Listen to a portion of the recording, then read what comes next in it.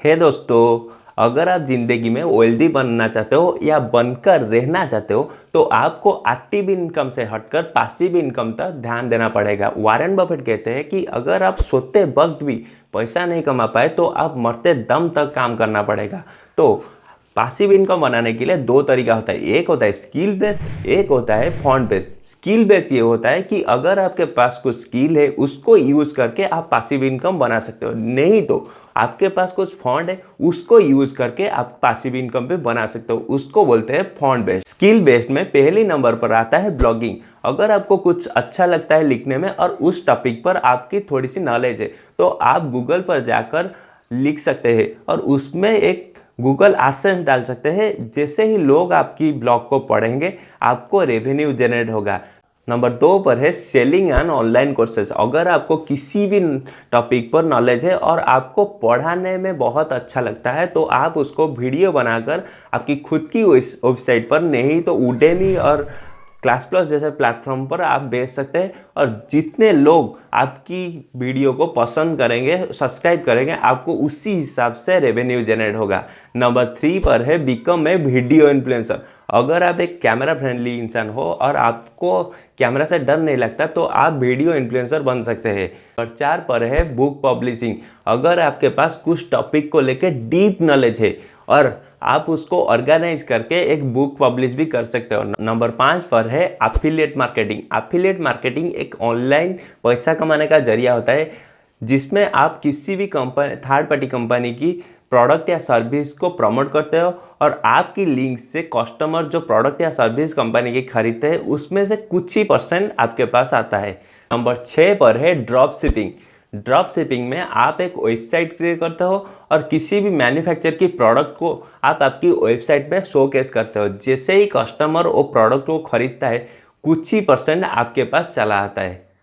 Number 7 पर है create an app. अगर आपको लगता है कि मार्केट में एक प्रॉब्लम है वो सॉल्व नहीं हो पा रहा है तो आप एक एप्लीकेशन क्रिएट कर सकते हो।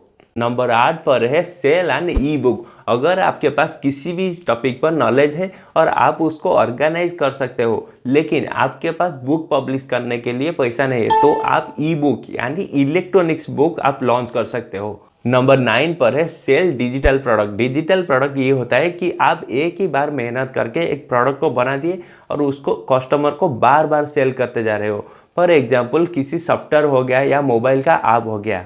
नंबर 10 पर है सेल डिजाइन ऑनलाइन।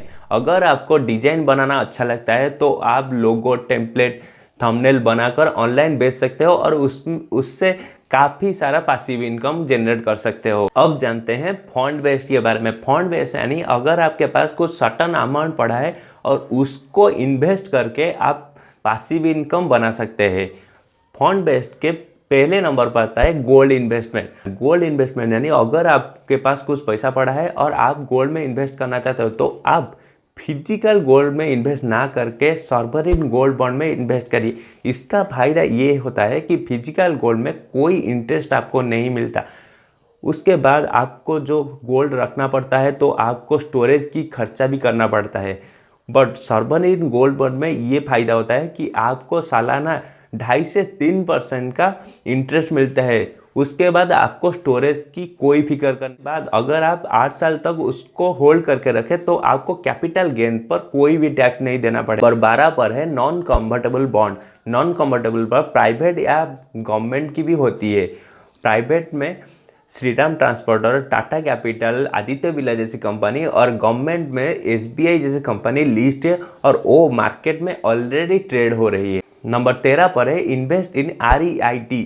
अगर आपको रियल इस्टेट में इंटरेस्ट है और आपके पास 50 लाख, 1 करोड़, 2 करोड़ रुपीज़ ऐसे मोटे अमाउंट नहीं है तो आप REIT यानी रियल इस्टेट इन्वेस्टमेंट ट्रस्ट में इन्वेस्ट करके अच्छे खासे पैसिव इनकम जनरेट कर सकते हैं।